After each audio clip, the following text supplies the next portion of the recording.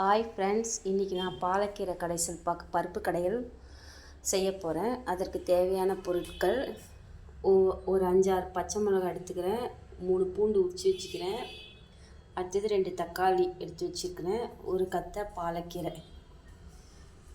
வச்சுக்கிறேன். அடுத்தது 200 கிராம் பருப்பு குக்கரில் போட்டு மஞ்சத்தூள் போட்டு வச்சுருக்கிறேன். பாலக்கீரை கடைகளுக்கு வாரத்துக்கு 2 நாள் கீரை கடைங்க, உடம்புக்கு ரொம்ப நல்லதுங்க. குக்கரில் பருப்பு வேக வச்சுக்கிறேன் இல்லையா, அதில் கொஞ்சம் ஜீரகம் போட்டுக்கோங்க. அடுத்தது அரிஞ்சு வச்சுக்கிறேன் தக்காளி பருப்பு கூடயே போட்டு வேக வச்சுக்கோங்க. 5-6 பச்சை மிளகா, அதான் 3 பூண்டு உரிச்சு வச்சுக்கிறோம் இல்லையா, அதையும் போட்டுட்டு பருப்பு நல்லா குக்கரில் 2 விசில் வச்சு வேக வச்சு எடுத்துக்கோங்க. அடுத்தது வெந்த உடனே கீரை ஆஞ்சி அதில் போடணும். பருப்பு நல்லா வெந்துடுச்சிங்க.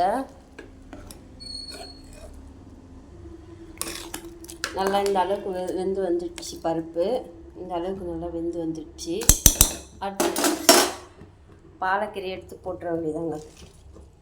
பாலக்கீரையை போட்டு ஒரு பச்சை நிறம் மாறாத வேக வைக்கணுங்க. அவ்வளோதாங்க, பச்சை நிறம் மாறாத வேக வைக்கணும். போட்டு கொஞ்சமாக புளி கொஞ்சம் போட்டுக்கணுங்க. புளி கொஞ்சம் போட்டு வேக வச்சுட்டு தாளித்து கடையணும். அவ்வளோ கீரை அப்படியே கொஞ்சம் கீரை மாரி ஆயிடுச்சு பாருங்கள். எவ்வளோ கீரை இருந்தாலும் கொஞ்சம் கீரை மாரி ஆகிடுங்க வேகும்போது. அடுத்தது தேவையான அளவுக்கு உப்பு போட்டுக்கலாங்க. பாலக்கீரை ரொம்ப உடம்புக்கு நல்லதுங்க. நீங்கள் செஞ்சு பாருங்கள். வாரத்திற்கு 2 நாளாவது பசங்களுக்கு கீரை செஞ்சு கொடுங்க. அப்போ தாங்க இரும்பு சத்தெல்லாம் கிடைக்கும். கீரை நல்லா வெந்துடுச்சுங்க. இந்தமாரி வெந்துடுச்சுங்க.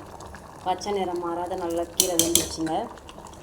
அடுப்பு ஆஃப் பண்ணிவிடுங்க.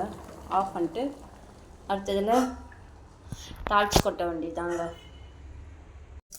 எண்ணெய் ஊற்றி கடுகு போட்டேங்க. கடுகு பொரிஞ்சதப்போ காஞ்ச மிளகாய் எடுத்து கொட்டி தாளித்து கீரையில் ஊற்ற வேண்டியதாங்க. நல்லா 3 மிளகா வரமிளகா போட்டுக்கிறேன். ஏற்கனவே 5-6 பச்சை மிளகா போட்டதால் 3 காஞ்ச மிளகா போட்டு வறுத்து கொட்டினாதாங்க கீரைக்கு வாசனையே வரும். வறுத்து கொட்டி தாங்க, காஞ்ச மிளகா வறுத்து கொட்டி கடைஞ்சாதாங்க கீரை மணக்கும். கீரையில் தாளித்து கொட்டியாச்சுங்க. அடுத்தது மத்து போட்டு கடைஞ்சிட்டா பாலக்கீரை கீரை ரெடிங்க. அவ்வளோதாங்க கீரை கடைச்சல். பாலக்கீரை பருப்பு கடைசல் ரெடிங்க. கடைஞ்சால் இந்த மாதிரி தாங்க இருக்கும்.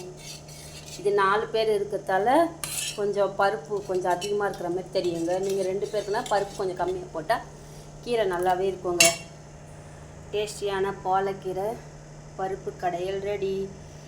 ப்ளீஸ் சப்ஸ்கிரைப் பண்ணுங்கள். தேங்க்ஸ் ஃபார் வாட்சிங்.